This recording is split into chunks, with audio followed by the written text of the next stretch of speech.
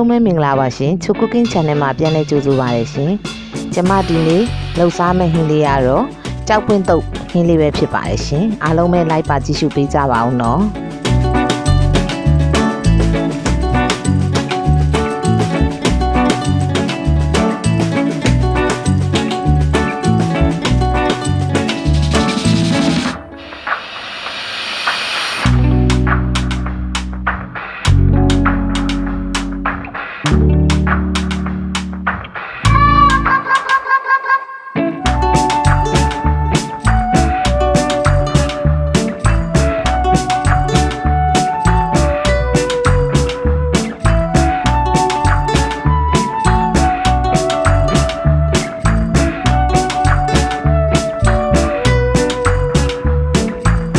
ဟုတ်ကဲ့အရင်ဦးဆုံးအာလူပြုတ်ထားပါမယ်ရှင်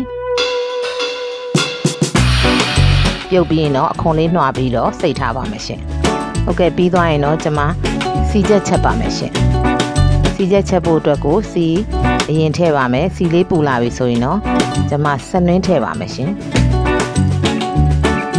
စနွင်းလေးထည့်ပြီးရင်တော့ကျွန်မကြက်သွန်ပြူကြိတ်ထားတာလေးထည့်ပါမယ်ရှင်ပြီးရင်တော့ကြက်သွန်ပြူလေးတွေကိုရဲလာအောင်ဝေပေးရပါမယ်ရှင်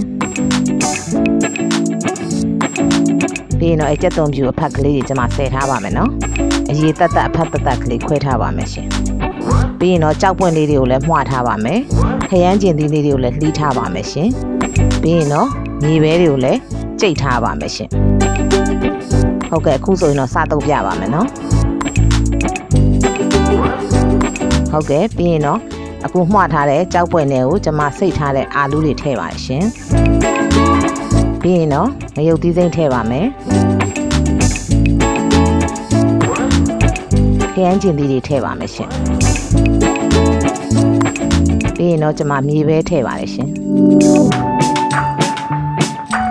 ပြီးသွားရင်တော့ကျွန်မစီချက်အဖက်လေးထည့်ပါတယ်ရှင်ငရုတ်သီးမှုတ်ထည့်ပါမယ်ရှင်အချိုမှုတ်ထည့်ပါမယ်ရှင်ပြီးရင်တော့စီချက်အရေးထည့်ပေးပါမယ်ရှင်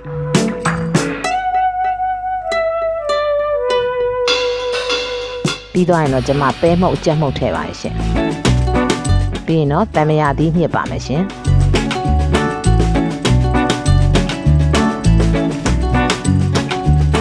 စားထည့်ပါရှင်ပြီးရင်တော့ကျွန်မတေချာနှံ့အောင်နေပေးရပါမယ်ရှင်ဒီဟင်းလေးကလည်းတက်တက်လို့ဟင်းလေးပဲပေါ့နော်တက်တက်လို့ဟင်းဖြစ်လဲစားလို့ရပါတယ်ရှင်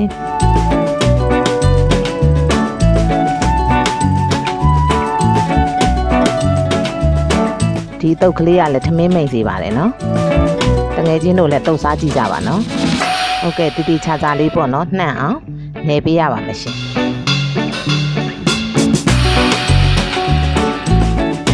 ပြီးရင်တော့အရသာမြည်ကြည့်ပါမယ်နော်အရသာအချိုနည်းနည်းလိုတဲ့အတွက်ကျွန်မအချိုမုတ်ကလေးနည်းနည်းထပ်ထည့်ပါရရှင်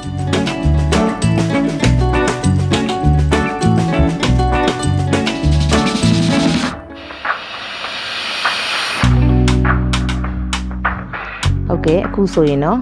အရသာကောင်းမွန်နဲ့ထမင်းစားလို့လည်းမိန်နဲ့ကြောက်ပွင့်တော့ဟင်းလေးတစ်ခွက်ရပါပြီရှင်ကျမရဲ့ဗီဒီယိုလေးတွေကိုကြိုက်နှစ်သက်တယ်ဆိုရင်တော့ like and subscribe လေးလုပ်ပြီးတော့အားပေးခဲ့ကြပါအောင်နော်